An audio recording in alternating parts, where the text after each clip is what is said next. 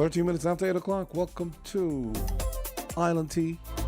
And once again, I'm on my own. This is Jamsta, and my girl Kay is under the weather. So Kay is hoping you feel better by tomorrow. And you're definitely going to be in our thoughts. Coming up in 70 minutes, we've got Weekly Dose with the good doctor, Natalie Osborne.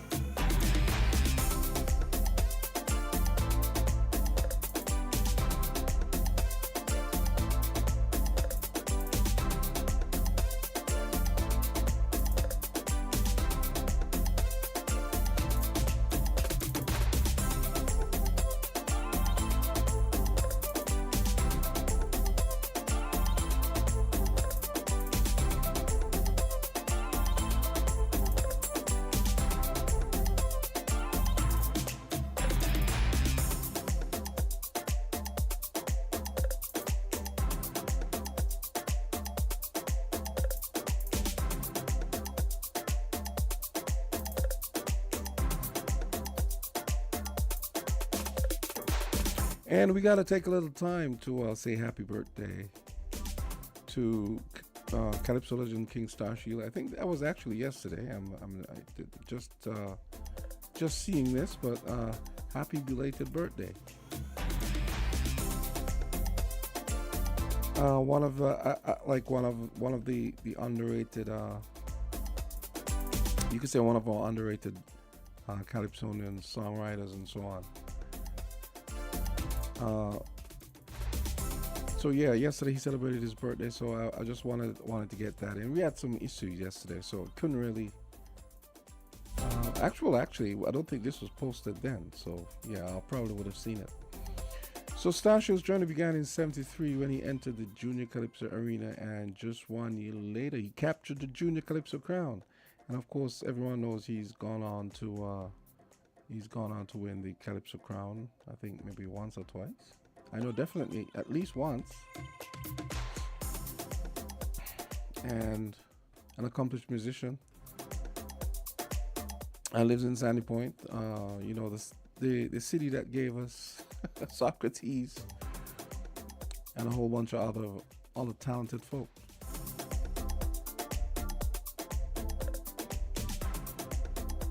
So happy belated birthday to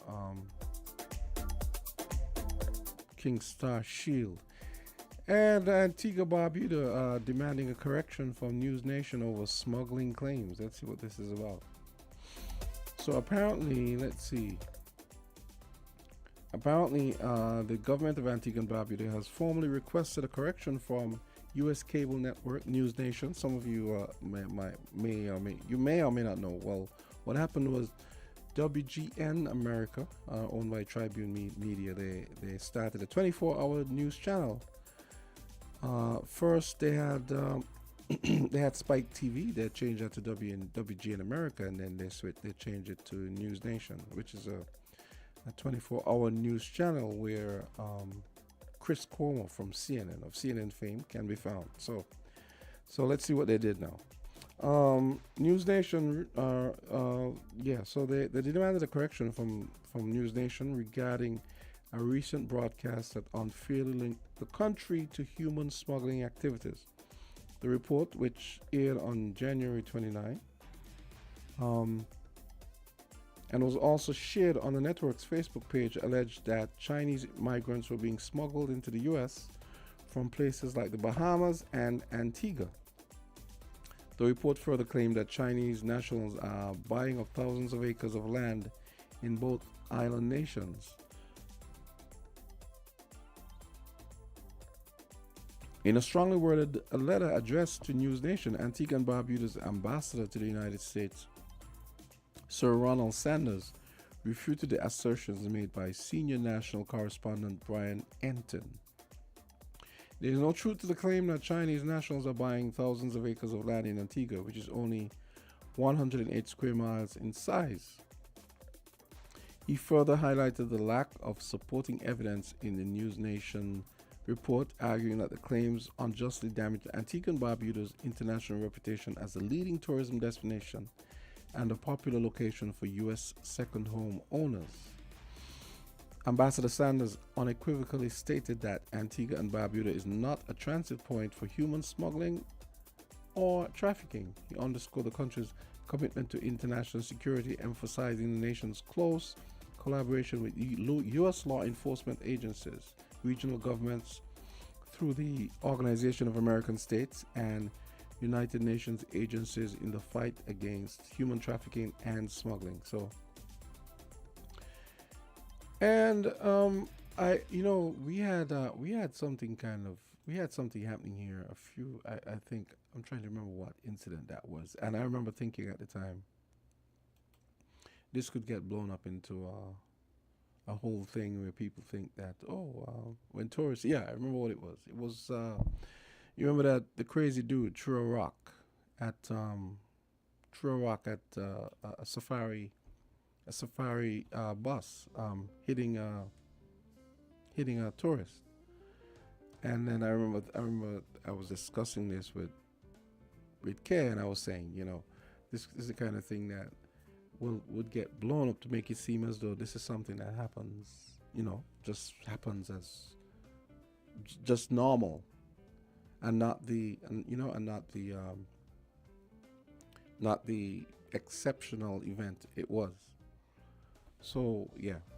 And then I actually was thinking that, this is one of those situations where, you could see the government maybe having to step in and, put out a strong statement and say, this incident happened, but this is not something that, it's not something that happens every day. I mean, no one, for example, Sweden had a school shooting recently. No one is saying, Sweden is a mecca for school shootings, because that was a very isolated incident, right? So yeah. So I guess our governments around here have to be on the guard for stuff like this being blown out of proportion.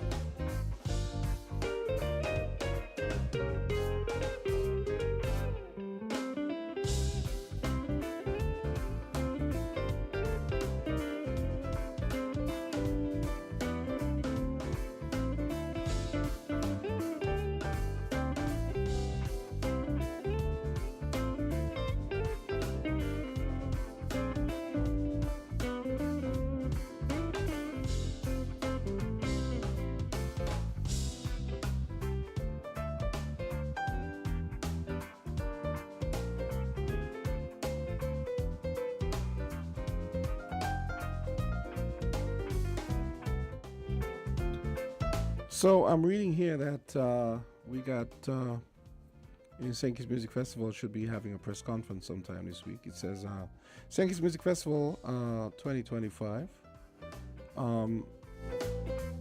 They'll be having a press conference on Thursday, February 20 at 10 a.m. The event will be streamed live on the official Sankey's Music Festival social media platforms, offering fans and media outlets exciting updates about this year's festival. So I guess the people who live overseas, the tourists looking for some place to to travel to for the summer, they're going to be keeping the eyes peeled, especially the St. Kitts Nevis nationals who live overseas.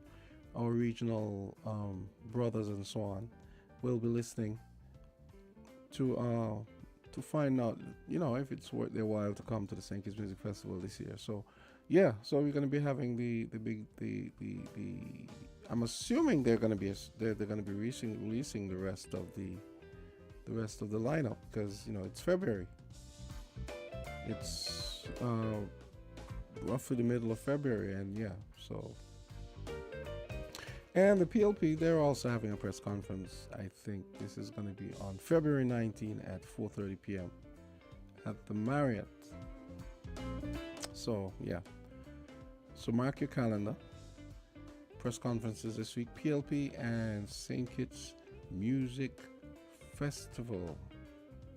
Okay, so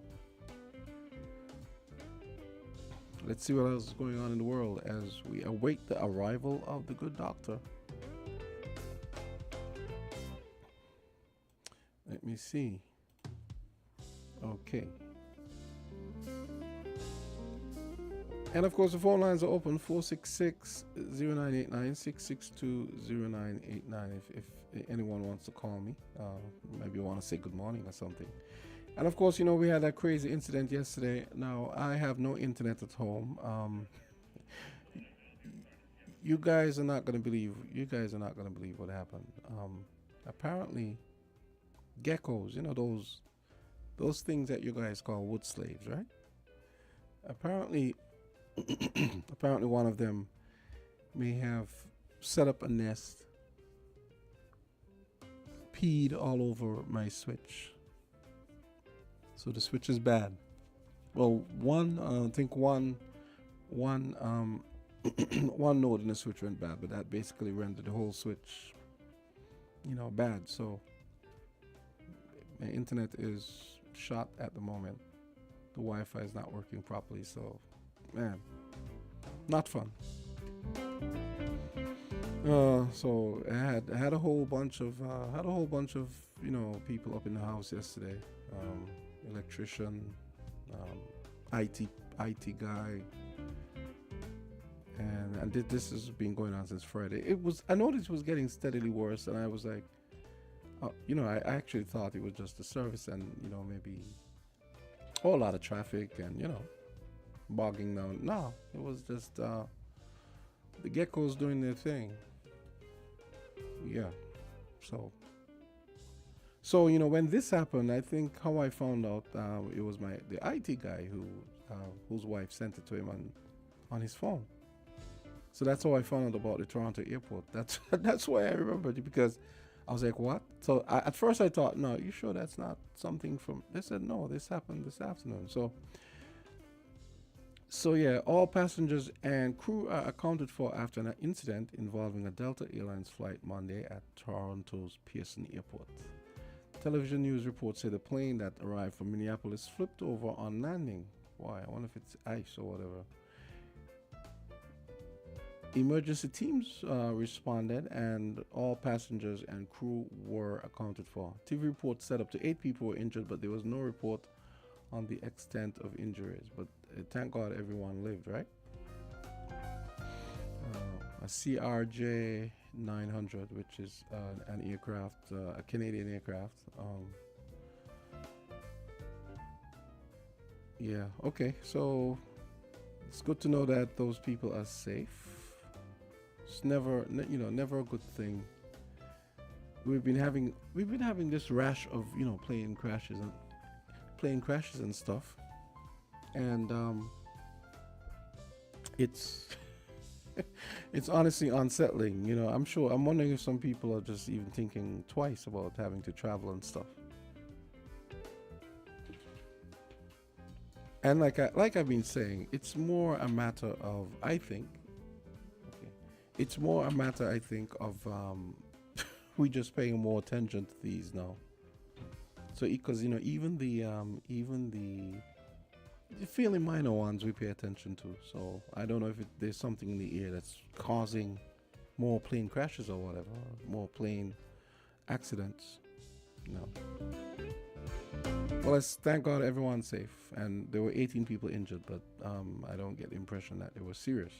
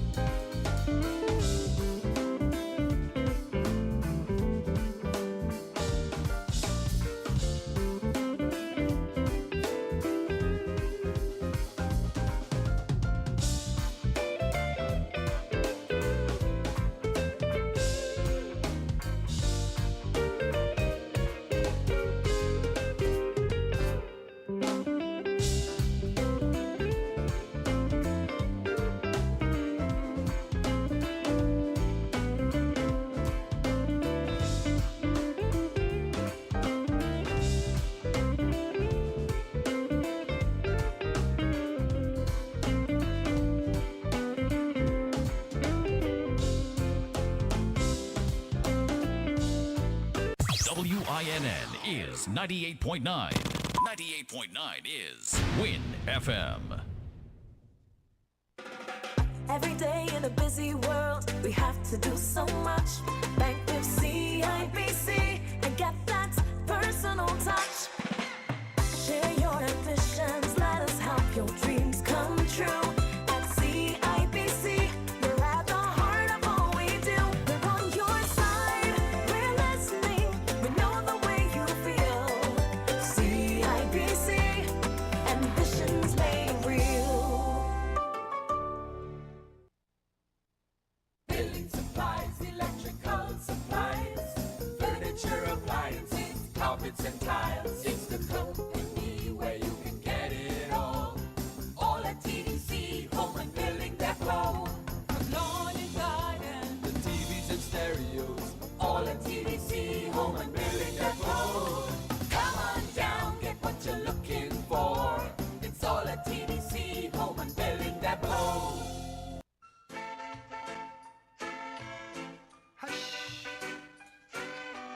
Wait a minute. Before you say another word now, tell me what can you do to stop a man from trying?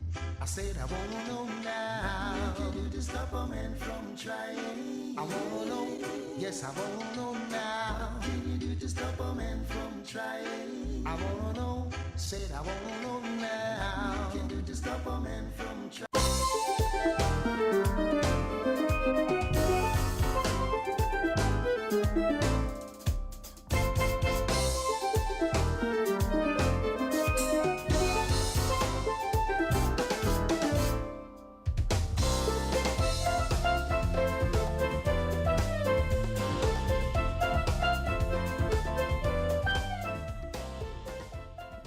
Good morning, everyone. This is Dr. Natalie Osborne. We're here on Weekly Dose this morning.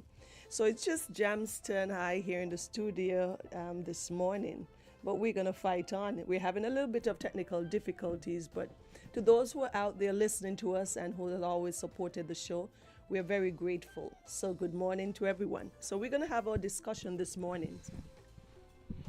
Nice. And today's topic is rectal bleeding. Awesome. So I always choose topics that are pertinent and relevant to what's going on. And rectal bleeding is a very common complaint that you will see patients in the office come to the hospital at the clinic. So it's a very relevant and timely topic to discuss. And I recently had a case where a patient came in with massive rectal bleed, and so it is much more common than we know and think. So what is rectal bleeding? So we know that it means that anytime there is blood coming from the anus or the back passage there. All right, there are many reasons and cause because of it. But there's, under no circumstances is rectal bleeding normal. So you shouldn't have blood coming from the anus region, but it does happen. Sometimes that blood can be bright red. It can seem a lot. Sometimes it can fall into the bowl. Oftentimes it's when you wipe, you see some bright red blood. Sometimes it may be clots of blood. And at times it can be darker blood. And even sometimes the blood is so mixed in with the stool, that stool can look very, very dark and what we call melena. So Jamsta, let's keep going. So the color of the blood you see may be a clue to where it's coming from. Can you explain?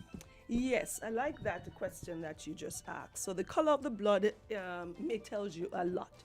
We often talk about the colon, and the colon is the the end of or the last portion of the gastrointestinal tract. So its main function is to absorb the electrolytes, absorb the water, and form the stool. Okay, essentially. So it depends on where the bleeding is coming from. Sometimes if you see bright red blood, it's often indicative that it's coming from almost at the end of the tract. Sometimes a person can come to the doctor and describe and say, Doc, when I stool, I see the blood mixed into the stool. It indicates it might be a little bit higher up. So that is important. So it gives you a clue as to how far along the part or the colon the bleeding is coming from. Sometimes they see the stool breaks up and they see blood particles there as well too. Yes. Yes. And sometimes if it's coming from much further up in the gastrointestinal tract, for example, like an issue with the stomach, sometimes it gives you what we call melena, that black tarry stool. So the stool is mixed with the blood and it's sort of digested in, and it's got that characteristic smell and appearance. And so, is bright red blood in my stool worse than darker blood? Well, no, essentially it may tell us some of the things that we just explained. The brighter blood indicate that it's lower, it's fresher blood. Darker blood means that the blood may have been sitting there for a while and further up in the colon, okay? And it takes a while to come down. So it's same way if you, like anything, if the blood is exposed to the atmosphere and to oxygen, it turns dark over time. So no blood from the anus is normal and none is better, but sometimes you're looking more at the quantity, or like how much the volume of blood that is coming out versus the color. But no blood from the rectum is normal, and we always have to investigate it. But this leads me to a question. Every time your stool is really dark, let's say, approaching black, and that's not necessarily bleeding. No, it could be something you ate. No, exactly. Excellent question. Oftentimes, when you have that dark colored stool, it could be because you eat sometimes.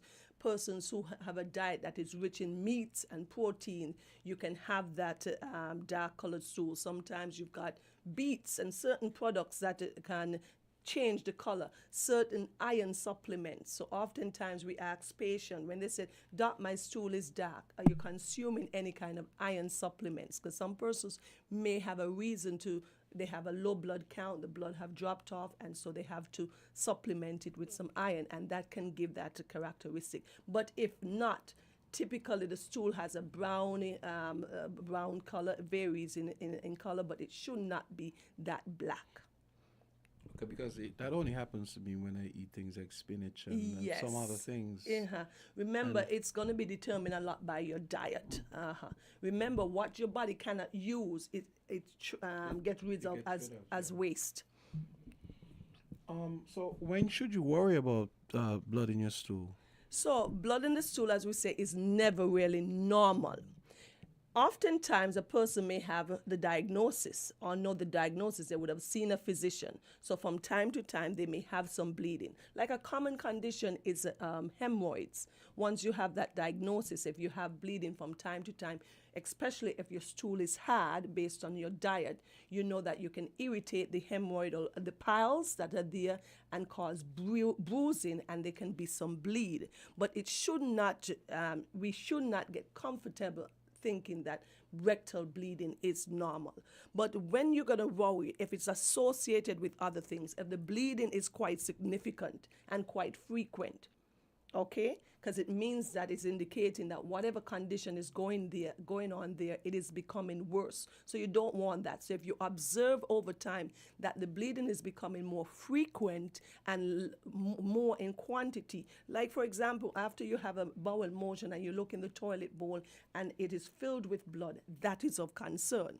All right, so if it is heavy and frequent, if it is painful, if you realize you're having significant pain along with the bleeding, you need to check that out.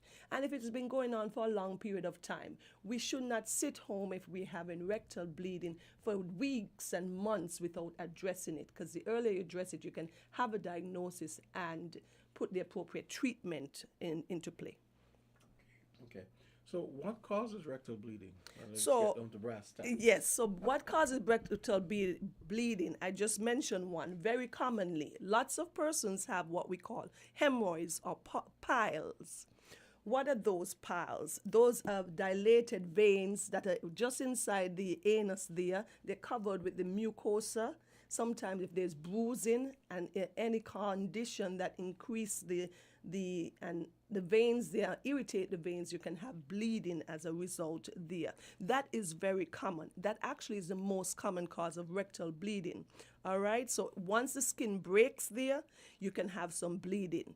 Oftentimes, a patient will tell you, Doc, I've been having a lot of diarrhea, and so the piles become irritated, they start to bleed. Or if you have hard stools and it irritates there, it can cause a bruising and lead to rectal bleeding, especially women who are pregnant. You've often seen that once you have any increase in the pressure, the baby is developing and stuff, you can worsen things like hemorrhoids. If you're lifting any heavy object or straining, it can worsen the hemorrhoids and cause bleeding. Another common cause of rectal bleeding is what we call fissure. It's like a crack or tear. Oftentimes, I would see patients who come in, Doc, I have been having rectal bleeding associated with an intense pain, and it usually worse when I stool. And it usually happens in those individuals who have hard stools, usually constipated, they don't consume enough fruits and vegetables and fiber, and these persons are not drinking enough water. So what happens? The stool is very hard, and then it creates that injury there, a small tear, and that is what we call an anal fissure. Another issue you can have diverticulosis. We've discussed this on the show before. There's a little weakness in the bowel walls that gives you little pouches, and these pouches, each one is associated with a blood vessel. And so if your stool is hard and not enough fiber in your diet, it irritates these pouches or these weakness in the wall and cause rectal bleeding. Another thing is polyps. We've heard about polyps often as well. Polyps are these abnormal growth like that comes into the colon, and they can become irritated and bleed. And one of the most feared things is to have a colon cancer. We know that patients can present with weight loss, rectal bleeding, and change in the bowel habits as a result of colon cancer. So these are some of the main things that can cause rectal bleeding. But it's important to know what is your cause of rectal bleeding. Okay. Well, I guess we could probably ask this question a different way. Can food cause the appearance of blood in your stool? Well, you asked that a question did, earlier. which You is I really said. did. You really did ask that question, and we discussed that. That yes, certain foods, certain supplements. You spoke about things like spinach, blackberries, tomatoes, foods that are red, like beets as well too. People who consume, certain foods, even some of the dye in the food that you eat, you can change the color of your stool, and that can give you a false perception that there is bleeding there. So how do healthcare providers determine the cause of rectal bleeding? So first of all, you've got to see the patient. So this patient can come into the office, they can discuss their health issues. You always start with taking a good history Jamsta. So when did the rectal bleeding started? You're asking questions like this. Is it associated with pain? How often does it occur? Is it associated when you defecate? How much bleeding that is occurring? So the patient can give you an idea. You can ask the individual, is the pain associated, is the bleeding seen when you wipe and it shows up on the toilet paper, or is it falling freely into the toilet bowl? That is important, because if it is falling freely into the toilet bowl, it's indicating that it might be a larger volume, a larger quantity of blood. Wow. Do you have diarrhea or constipation with it? Okay. Are you straining to stool? Because it could be indicative that the individual is having constipation. So they're forcing, and that could worsen and create irritation to your hemorrhoids or the piles and cause bleeding. Okay, what did you eat? Because we know that certain foods can create that false appearance. And you want to ask what medication that they're taking as well too. Are you drinking enough water throughout the day, things like that? Then you want to examine the individual. You could examine them in the office. Sometimes a tear by the anus is visible, what we call a fissure. You can sometimes see the hemorrhoid tissue there, that pile, that bulge there. When you insert your finger, you sometimes can feel that there is some abnormality there when you do a digital rectal exam with your gloved finger. So you can investigate that, and then you can do other studies, like other imaging studies. We talk often about the colonoscopy, where you can insert the camera and look into the anus, look into the entire colon, and see what the cause is. All right? So what's a treatment for rectal bleeding? The treatment for rectal bleeding, Jamsta, is always going to come down to what is the cause. Once we've identified the cause, then we can put a plan into place. So if you have an individual, so they're having rectal bleed and they come in and they have their colonoscopy done, right? That's one of the best tests. That's the gold standard now for rectal bleeding, looking into the colon. If there is a polyp, we can remove it. That's part of the treatment. So you can remove that polyp, send it to be tested to confirm what type of polyp it is. All right. If it is hemorrhoids, you can give a treatment. Some treatments we give with anti-inflammatory pain medication to kind of relax the blood vessels and make it much more comfortable. All right. You can, if it is a fissure, you could give them treatment with dietary changes, increase their fiber in the diet, increase fruits, so to make the stool as soft as possible. And you can give medication and cream that makes it less painful when they have to go and allow the fissure to heal. So it all depends. If you have diverticular disease, you want to ensure that your diet is rich in fruits and vegetables, because you cannot remove the diverticulosis, okay? It's there, but you got to make sure that it doesn't give you the complication or the bleeding that is one of the most feared complications associated with diverticular disease. So dietary change is important. Your stool is got to be soft and got to flow freely so that there is no irritation to the bowel. So some of these things you can always do. Once you have a diagnosis and you know exactly what is the cause, then you can address and treat appropriately. Could it go away on its own? Sometimes, yes, an individual can have some rectal bleeding, and that rectal bleeding, if it's just spontaneous, a little irritation because you may have had a hard motion, bowel motion. Because oftentimes people travel and they're out of their normal routine.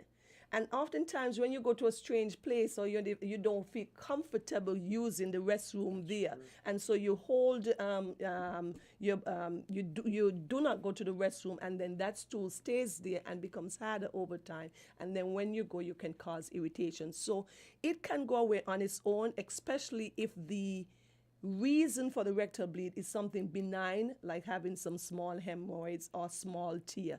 But if you have something more concerning, sinister, you can always have the rectal bleed prolonged or keep coming back and forth. What complications can come about as a result of rectal bleeding? So rectal bleed, one of the most feared complications that we see at times, that you bleed so much that your blood count drops down. And that individual starts feeling weak, dizzy, lightheaded, faint, very uncomfortable. Some persons has actually fainted and were brought to the institution. You realize their blood count is low, their hemoglobin, and then when you check, you realize they were having rectal bleed, and it's been going on for a long period of time.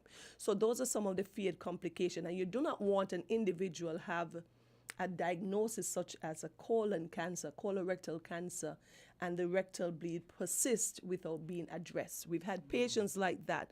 They said, "Doc, to be honest with you, I was having rectal bleed on and off for more than a year, and I was just afraid to come in." And so what happened is that instant, by the time you make the diagnosis, it's pretty advanced disease, and it can create such a complication, long-term complication. So one of the most concern is that this person bleeds sufficiently that their blood count goes down. We don't want that.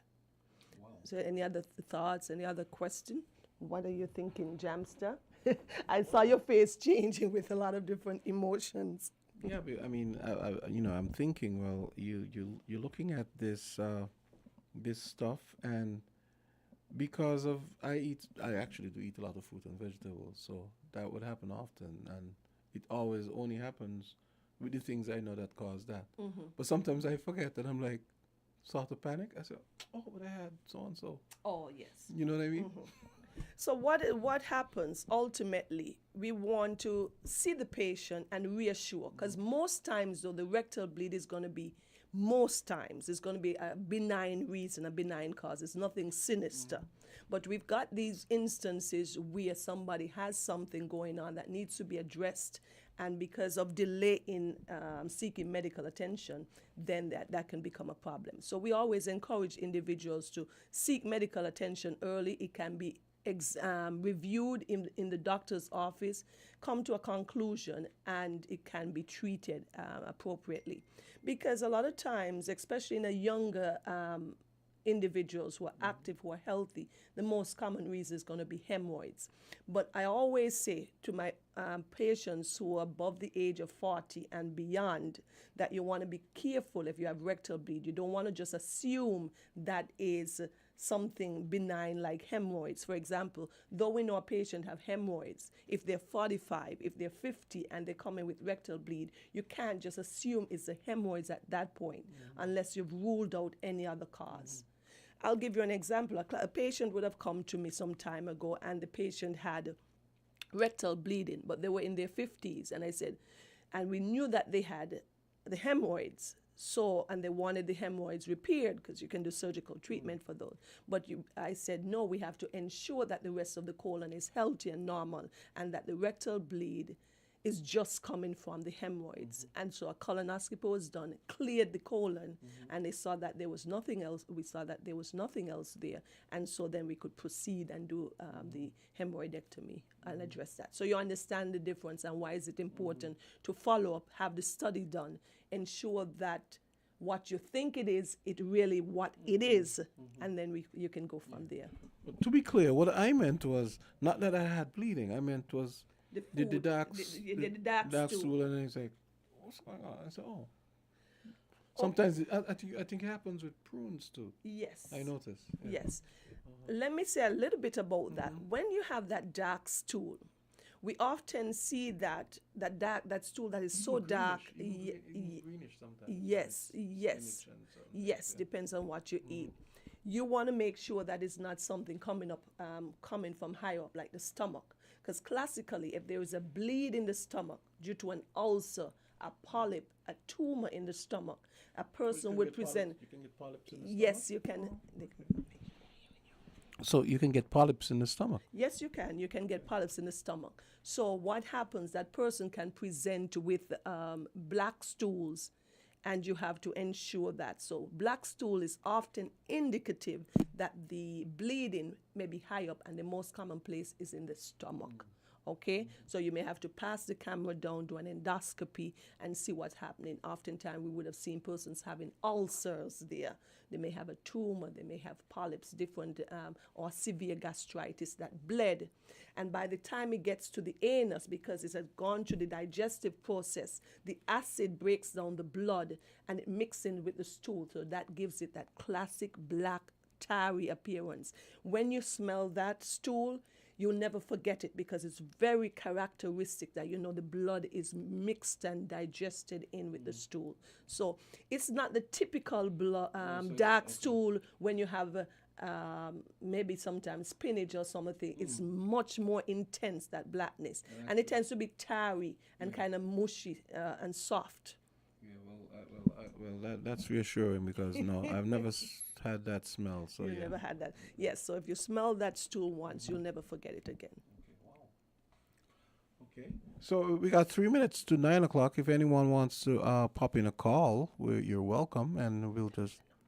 And the numbers are 6620989 and 4660989. So you can give us a call and speak to the good doctor. I'm sure some of you have some questions out there. So yes, So I hope that persons were able, because oftentimes I see patients as well in the office. They say, "Doc, I listen to you all the time on the radio." So it's important to keep getting the information out to the individuals so that they can always have it in their memory bank. So when they need that, they can know, well, I need to follow up because such is the case. If the provider asks you about maybe if you had a drink before the day before the rectal bleeding, what would they be trying to find out there? I like that question. Well, alcohol, especially persons who drink alcohol heavily, that can irritate the stomach as well too. That can cause sometimes bleeding. It causes alcoholic gastritis, we call that, okay? So it can irritate the lining of the stomach, and some persons start to bleed, especially if you end up doing binge drinking. You would have consumed quite a lot. It's not typically 1 or 2 drinks. It's somebody who would have drank heavily. And that can be the reason why you start having the dark stools, because it's coming from high up in the stomach. In terms of medications, what medications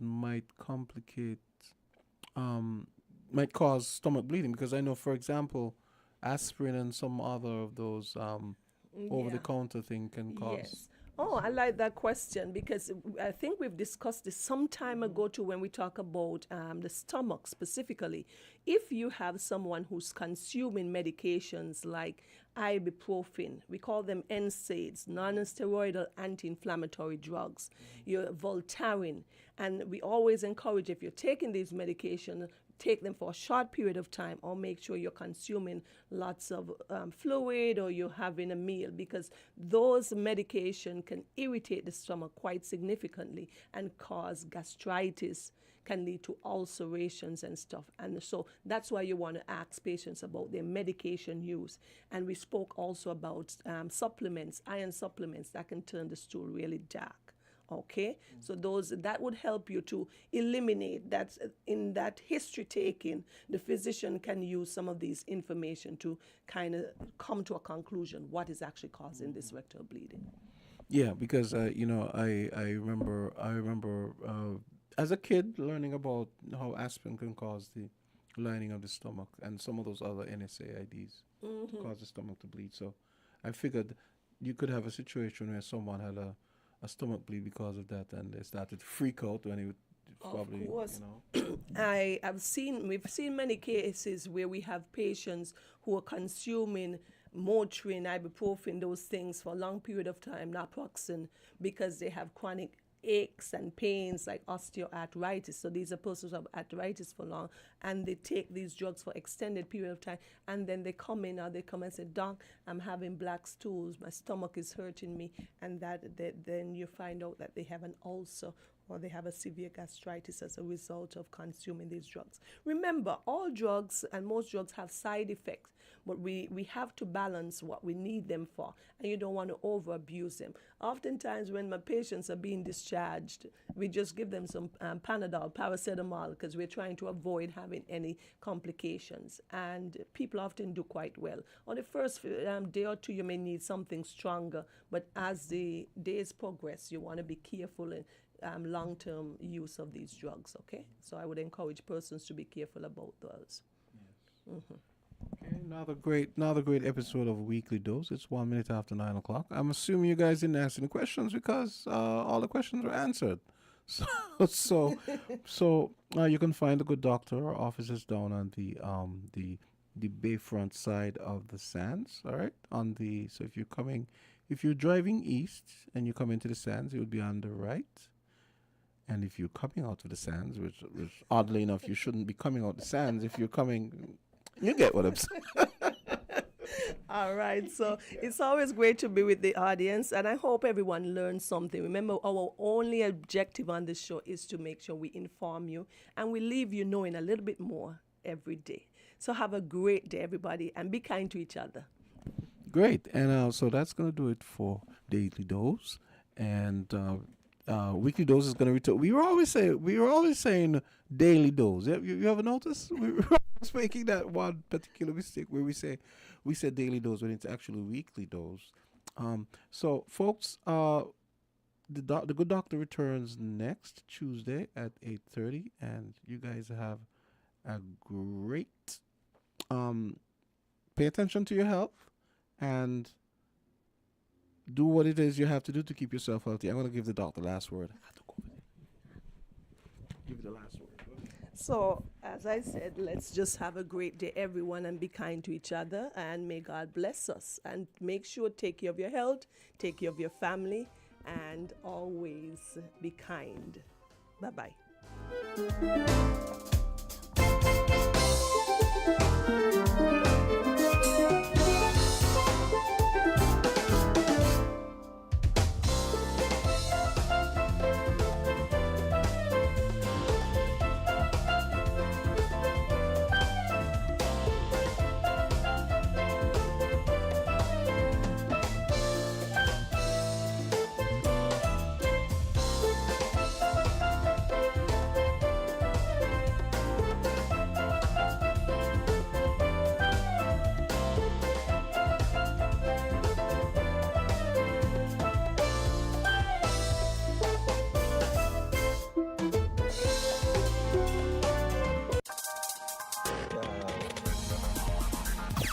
different.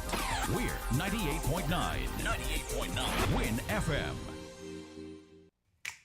Maybe it's the way the brilliant gold liquid reflects our sunshine, or how the bright blue of its label mirrors the clear Caribbean skies overhead. Maybe it's the fresh, crisp taste of this beastly cold beer on a scorching hot day. Maybe it's even the way it brings us all together. But one thing is for sure, Carib is very much a part of who we are wherever we're from in the Caribbean. Carib, it's the way we play.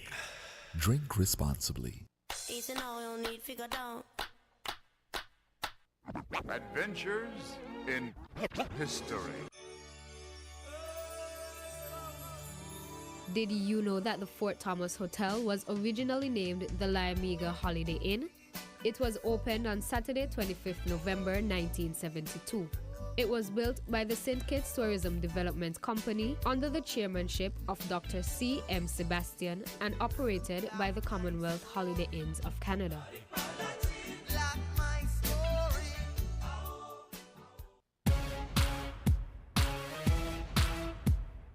Adventures in history.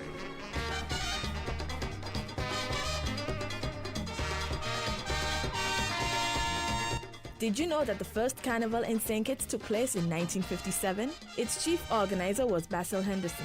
The first queen was Judy Messier, sponsored by Odie Brisbane and Sons. Winston Baker won the first Calypso crown as Cush. He sang The School Teacher and the Boy and Child Support. Major Alfonso's Indians took the prize as the most colorful troupe, while Dante's Inferno, organized by Mr. L. Khoury, was judged as the most original troupe.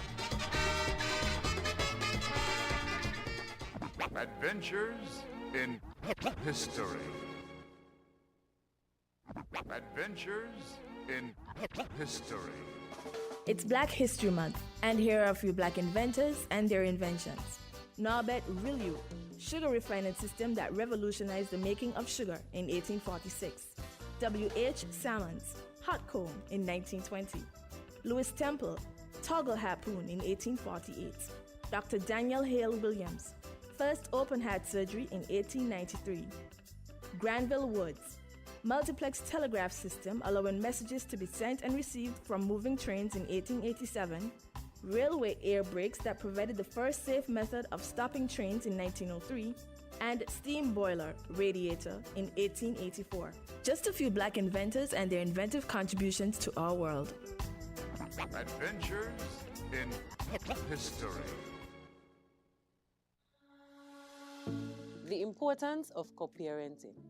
Every child has the right to bond with the parents that gave them life.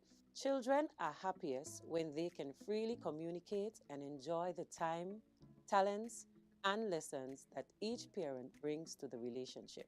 We make co-parenting difficult when we focus on differences rather than what is in the best interest of our children. Parents, your relationship with each other should never affect the relationship you have with your child. Celebrate your children together. They deserve your best. A message brought to you by the Department of Probation and Child Protection Services. Contact us at 467-1311 or 662-6833 for more information.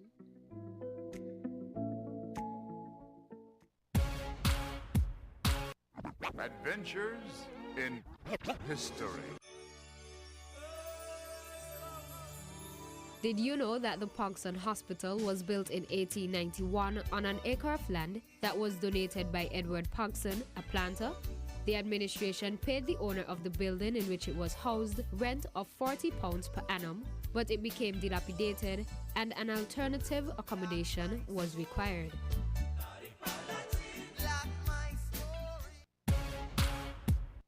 Adventures in history. Did you know that Governor de Poincy, a French governor of St. Kitts, was anxious to introduce sugar in 1639? His efforts were thwarted by an inadequate water supply. However, this problem was gradually overcome, and within a few years there were 6 mills operating here, 3 on de Poincy's estate and 3 in the Keon area. Governor de Poincy was also responsible for the building of the first hospital on St. Kitts. It was meant to cater for those who could not receive proper treatment at home and for strangers who became ill during their stay on the island. This was in keeping with his vocation as a night hospitalier of the Order of St. John of Jerusalem, Rhodes, and Malta. The hospital was located on the site now occupied by St. Barnabas Church.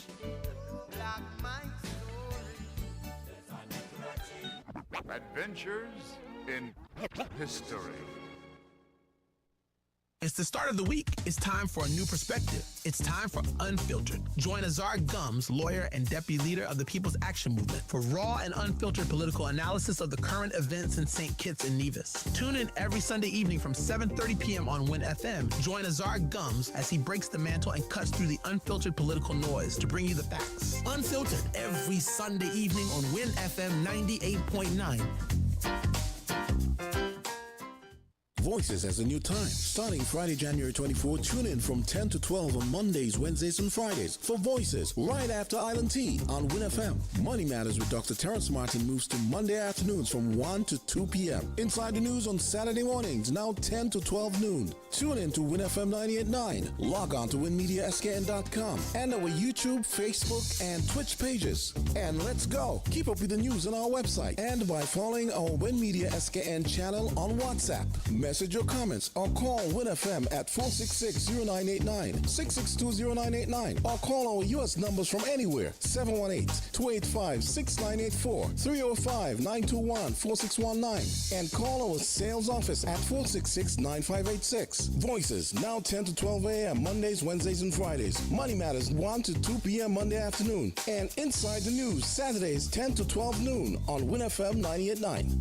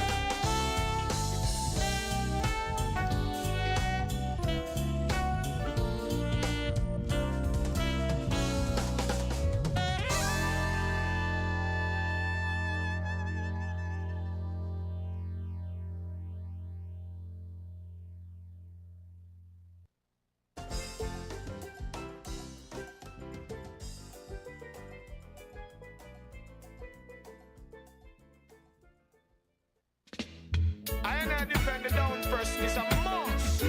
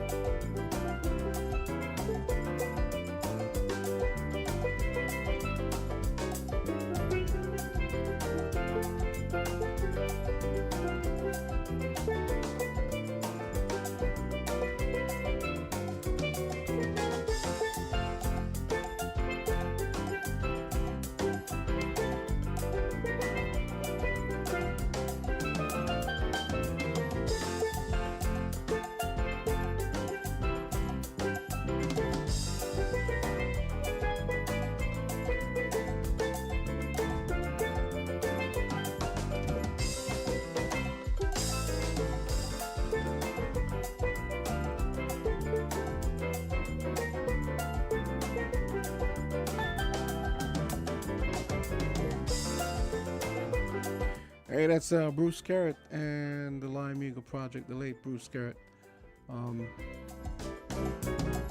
One of the few things, you know, we can play around here and not get copyright struck. So yeah, let's get back to the news. You know, stuff going on around the Caribbean, and of course, I've still been trying to find this. I've still been trying to find this. This Mia Motley thing to play.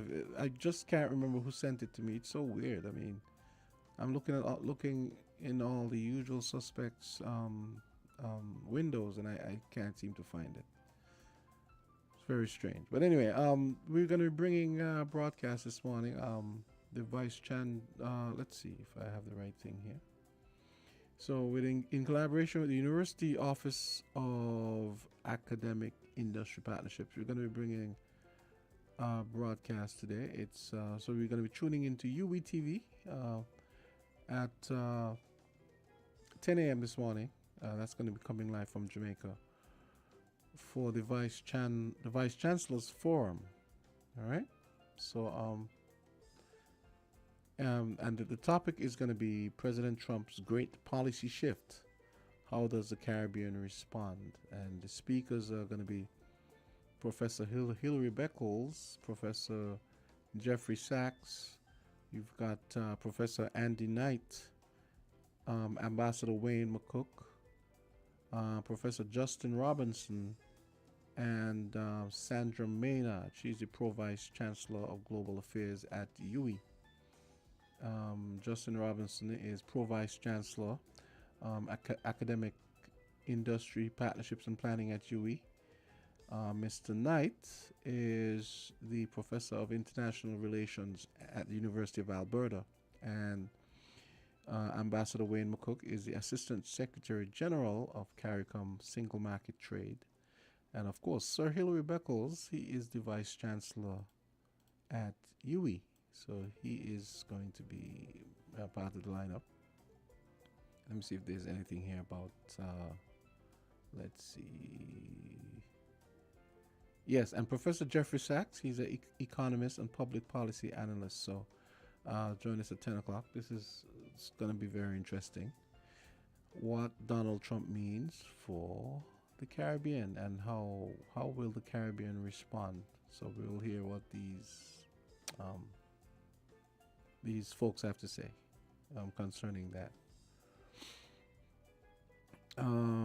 Okay. So as we move on, so don't forget 10 o'clock this morning we're going to be bringing that UWI broadcast. What Donald Trump's new term means for the Caribbean and how should the Caribbean respond? Maybe we can even have a conversation in the meantime if you guys want to call and maybe talk about that or anything else that might be on your mind.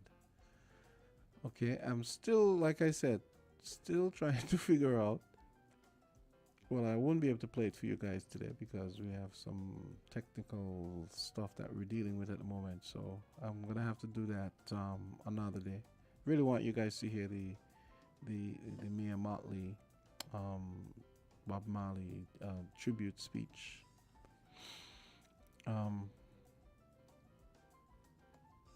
She is, as always, she's always on point when it comes to the affairs of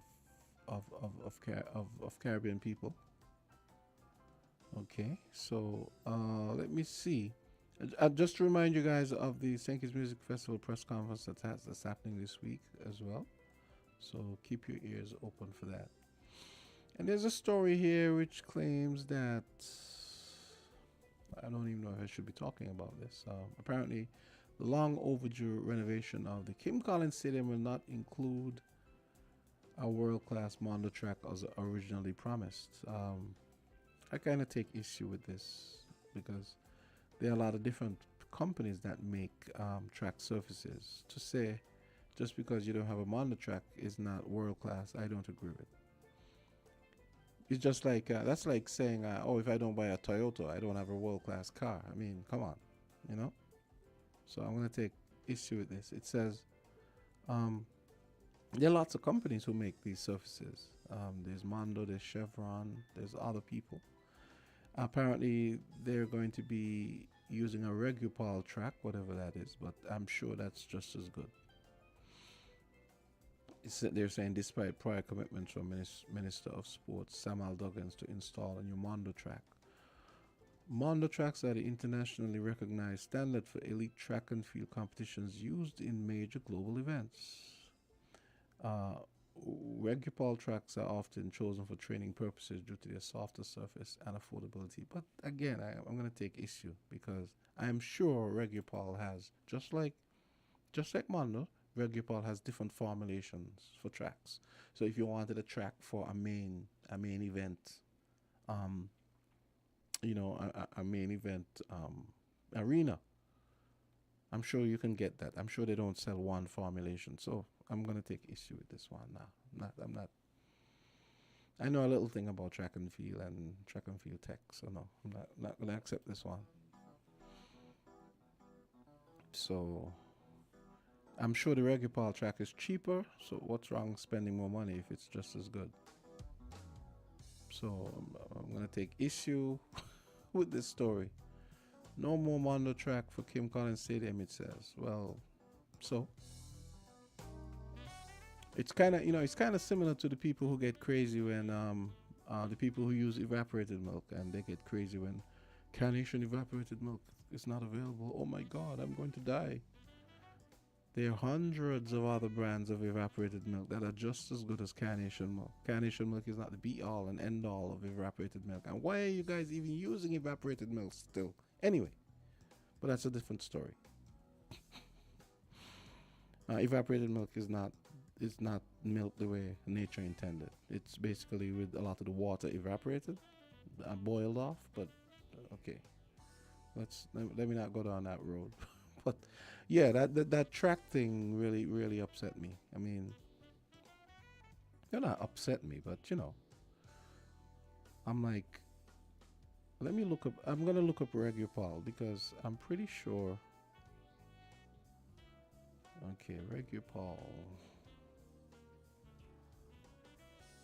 Okay, so Regupol is an American company. I'm pretty sure they know how to make tracks. Yeah, so Regupol is one of the world's leading processors of recycled elastomers. Yeah, so the tracks are usually made with recycled composite materials and so on. And so they use these recycled elastomers to create high performance sports and safety flooring, anti-slip mats, and so on. So that's fine. I'm sure it's fine. This is going to be fine. Innovative sports and commercial rubber flooring. I'm pretty sure this is going to be okay. Don't worry about it, people. Doesn't have to be a Mondo track. On the news front,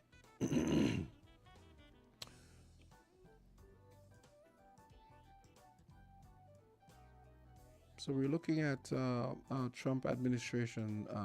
It's funny. One day they say one thing, and then they come back the next day and say something completely opposite to what you heard them say. And then they're now saying the Trump administration is absolutely committed to NATO. Whereas you heard Trump recently saying NATO should be all but shut down, and threatening those European countries that about, oh well, you guys need to increase your defense spending or it's not going to go well and all of that stuff. Let me see.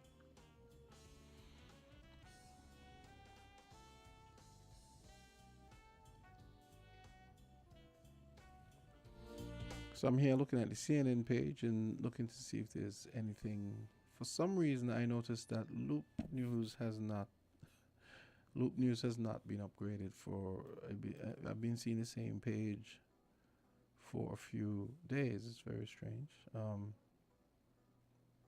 Let me see. And it's funny. There was a shark attack in the Bahamas. I saw that last week. I think when the first one happened, and apparently there's been a second shark attack in less than a week, which is leaving a man injured. So it says police are investigating another reported shark attack. This is in the Bahamas. And the attack occurred just 5 days after 2 American female tourists were injured in the waters off Bimini Bay. Initial reports suggest that the victim, a Caucasian man, was riding an e-foil water toy at Highbourne Key when he was bitten by the shark. He was airlifted to New Providence for medical treatment. This incident follows a shark attack on 2 American female tourists in the waters off Bimini Bay last Friday. So the sharks are acting out of pocket up in the Bahamas. I don't know what's going on up there.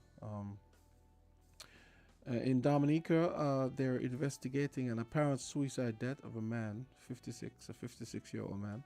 Police reported that 56-year-old Gifford Irish was found hanging in his home in Castle Comfort at about 6:45 a.m. on Sunday. Irish was discovered by his wife, Zarina Irish. According to her, Irish was found hanging from a rope that was tied over a bedroom door with a white pail and concrete block near him. The wife reported she called for help and attempted CPR on her husband. However, he was pronounced dead by a medical doctor at 9:22 a.m. So that's very sad news.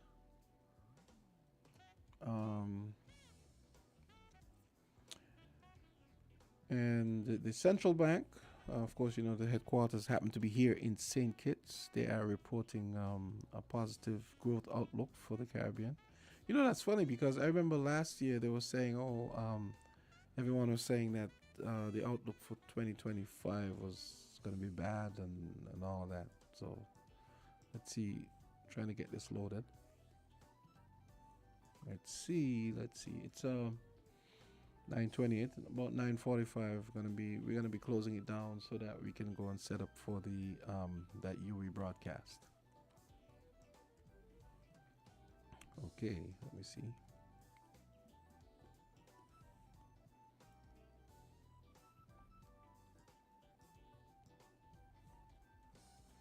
Okay, I'm trying to get this thing loaded, but it's not loading up. It seems as though Loop News seems... Okay, here we go. It seems to be having some trouble. Okay, so the Eastern Caribbean Currency Union has reported notable growth, with the central bank projecting a positive economic outlook for 2025, expected to range between 3.5% and 4.5%. This growth is expected to be driven by the tourism industry, post-hurricane reconstruction efforts, and large-scale infrastructure investments across member countries. The forecast was part of the governor's, the governor's report presented during the 110th meeting of the Monetary Council of the Eastern Caribbean Central Bank, which was held on February 14, on Valentine's Day, no less. Premier Reuben Mead of Montserrat was welcomed back as a member of the council as the region continues to focus on sustainable development and financial resilience. The central bank's positive growth projections come amid a global environment marked by economic uncertainty, with risks such as inflation and geopolitical tensions posing challenges to international markets, the union reported. However, the currency union's credit conditions, coupled with efforts in infrastructural projects and financial sector reforms, are seen as opportunities for enhanced regional stability. Among key highlights of the meeting was the continued strength of the Eastern Caribbean dollar, with reserves at 5.5 billion as of February 2025. The region's banking sector remains stable and liquidity remains robust, with strong capital reserves supporting ongoing growth, the central bank said. And the Monetary Council also addressed financial inclusion and the region's efforts to improve accessibility to banking services. A new initiative encouraging banks to offer basic accounts is being rolled out across the ECCU, with a target completion date of April 2025. In addition, the central bank continues to work toward rolling out the Dcash 2.0 digital currency, with the revamped Dcash website playing an instrumental role in public outreach and digital finance. Significant development in the financial sector was the approval of a $25 million allocation to support food and nutrition security in the region. This initiative aims to help ECCU member countries reduce their food import bill by 25%, strengthening regional sustainability. Looking forward, the central bank stated next steps include addressing critical challenges such as high intra-regional air connectivity costs, which hinder trade and regional competitiveness. And the ECCU's fiscal situation also showed signs of improvement in 2024, with increased economic activity and stronger fiscal management, leading to an increase in funds raised through the regional government securities market. Okay, so that's interesting because I remember last year them saying, "Oh, the outlook was going to be so bad." They actually said the outlook for 2024 was going to be bad, and that had said it was going to be bad for 2025 as well. So I don't know. So the next meeting of the Monetary Council is scheduled for July this year. It will be held in Antigua, and the chairman, who's going to be the next chairman is going to be Gaston Brown, who is actually a banker himself. So I guess that's pretty appropriate. And in Anguilla, a shooting claims the life of a man, a 29-year-old man. The Royal Anguilla, I'm not saying that royal business. The Anguilla Police Force has confirmed the death of a 29-year-old man following a shooting incident at Hillside Bar in South Hill. The incident occurred shortly after midnight today when police received reports of gunfire at the popular back street location. The victim has been identified as Omari Roberts, a resident of the British Virgin Islands. Roberts arrived in Anguilla just 3 days prior on February 14. Authorities are still piecing together the circumstances surrounding the incident. In response to the shooting, police have closed off the section of road near Hillside Bar to all traffic while an investigation is underway. The motive for the shooting remains unclear. So, Anguilla going through their own challenges with, with crime and gun shootings and so on. And let's see. So I was reading yesterday how Trump has actually fired hundreds of people from the FAA amid all these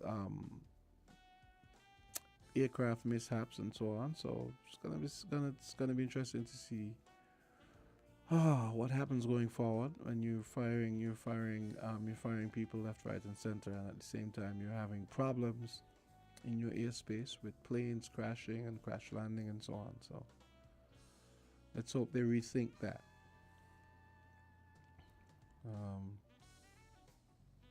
Okay, it's 9:34, so it's time to take a break and hear from Rams.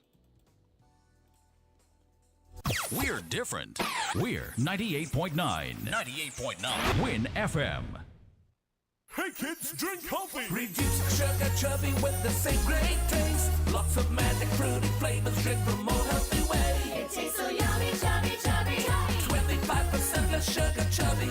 Be active, be healthy. Drink lots of chubby. Kicking football, playing cricket, having fun in the sun. It's chubby. Reduced sugar chubby keeps you cool and refreshed. It tastes so yummy, chubby, chubby.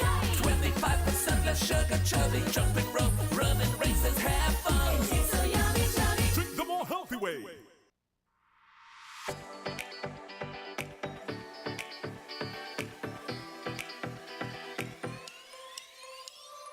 Rams the good food people, always there to serve you. Rams the good food people, locations right near you. Rams the good food people, in-store specials for you. Rams the good food people. Rams. When you need better service, Rams is always here. Better value, better prices. Rams is always here. Rewarding your loyalty. Rams is always here. We are community. We are family. We are family. Rams for you and me. We are community. Rams for you and me.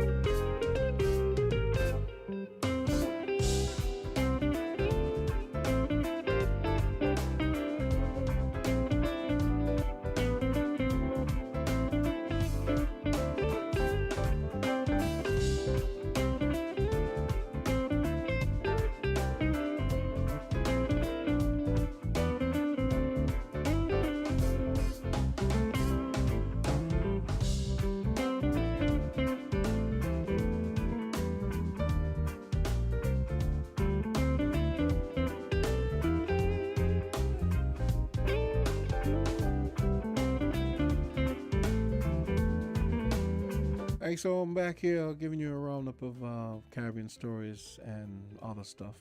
British Virgin Islands, they surpassed 1 million tourists in 2024. They're reporting the British Virgin Islands is reporting that it has crossed a historic milestone, welcoming over 1 million tourists. The government reported that data from the Central Statistics Office revealed 1,092,139 visitors came to the island in 2024, marking a 9.8 increase from the 994,896 visitors in 2023. It's the first time that the territory has welcomed over 1 million visitors since 2016. So it's good to know that the BVI is doing that well in tourism.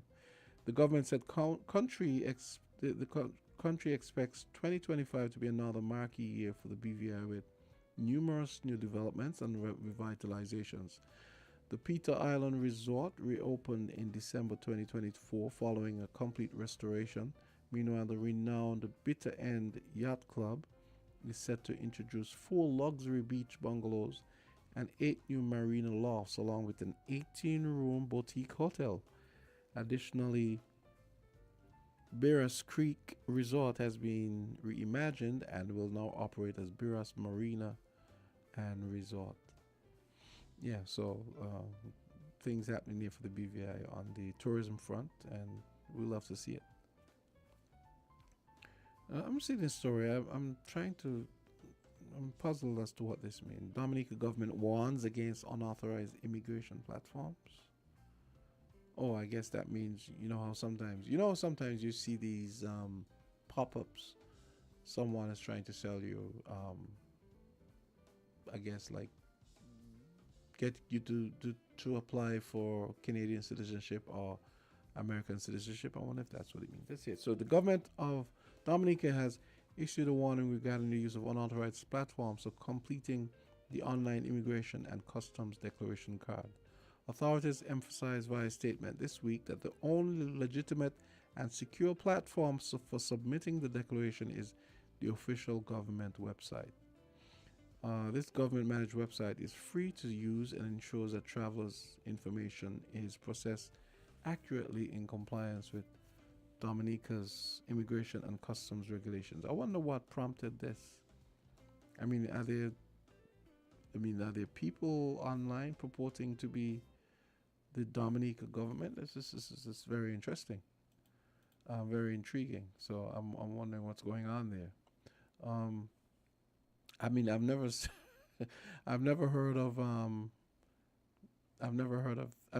anything like that or heard of anything like that as far as St. Kitts Nevis immigration or anything like that. But that's pretty wild if you have people who are not Dominicans or not officially sanctioned people doing that stuff. That is crazy. So let me see. This was something I had wanted to talk about. I'm gonna read. I think did we go through this? I think we had. Did we? I think I may have mentioned it, but didn't go through it. So, this was an article I saw. I think it was about 2 weeks ago, and this was something I had wanted to touch. We never got around to it. I seem to recall opening the article, and somehow it didn't open. But it says. It's basically 10 best things to do in St. Kitts and Nevis by Destinationless Travel. This came out on it was updated on February 12th. So okay, so here's number 1. Explore St. Kitts on an ATV. I can get down in depth another time. I'm just gonna go through this. See the local side of St. Kitts. I wonder what that. Well, yeah, I guess. Okay. Highlights of the local side include Independence Square. This is what they're listing: Wingfield Estate, Wingfield Phillips Rainforest Nature Trail, Black Rocks. That's interesting. The local side. What's that? Anyway, Timothy Hill, Frigate Bay, Bastia, Port Zante, Beach Time, and yeah. So that's an odd way to describe it. Even all of St. Kitts local, isn't all of it? The local side of St. Kitts. Anyway. So, number 3, drive your own 4x4 off-road Jeep. Number 5. No, sorry, that was number 3. Wait. Yeah, that was number 3. So here's number 4 coming up now. Hike to the highest volcano on the island, Mount Liamiga. And they have a gorgeous picture here. Wow. That is pretty. And some viney looking roots here that almost look like snakes. This is wow. I really have to try and visit up there sometime. Number 5, go horseback riding through nature trails. So if you just join us, I'm going through a top 10 list put up by Destinationless Travel. Top 10 things to do in St. Kitts Nevis. In St. Kitts, they said. Enjoying a relaxing catamaran and snorkeling tour. That's number 6. Number 7 is Expo St. Kitts' Rainforest. Wow. Some of these pictures don't even look like they're, let me see. Learn about the Liamiga Natural Farm. I'm wondering if they're talking about nature. Oh, okay, I know what this is. So this is a guided tour of the Liamiga Natural Farm, feeding the chickens and ducks, seeing coffee trees and unique island crops. Welcome breakfast, two-course lunch after the tour, seeing green vervet monkeys and other wildlife. Okay. And the number 9, taste your way through Bastia on a food and walking tour. And they have a picture here of saltfish. This looks like stewed saltfish with a slice of carambola stuck in it, 2 Johnny cakes, and a salad, a nice tomato cucumber salad, on a very interesting shaped plate. Very interesting plating. Saltfish and, oh yes, the caption says saltfish and Johnny cakes are the national dish. Really? No. Anyway. Number 10, go on a mini speedboat snorkel adventure. That's what it says. So a mini speedboat ride along the Southeast Peninsula, a chance to drive your own dinghy, exploring coves and beaches, and snorkeling among local marine life. I have to get into this some more another time. So yeah, top 10 things to do in St. Kitts and Nevis.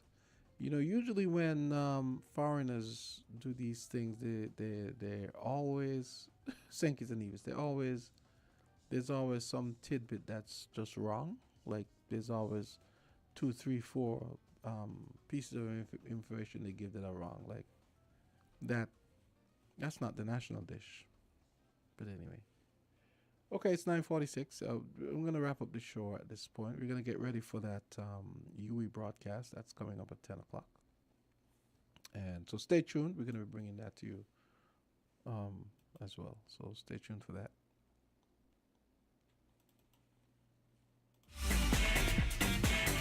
Found the sound 98.9.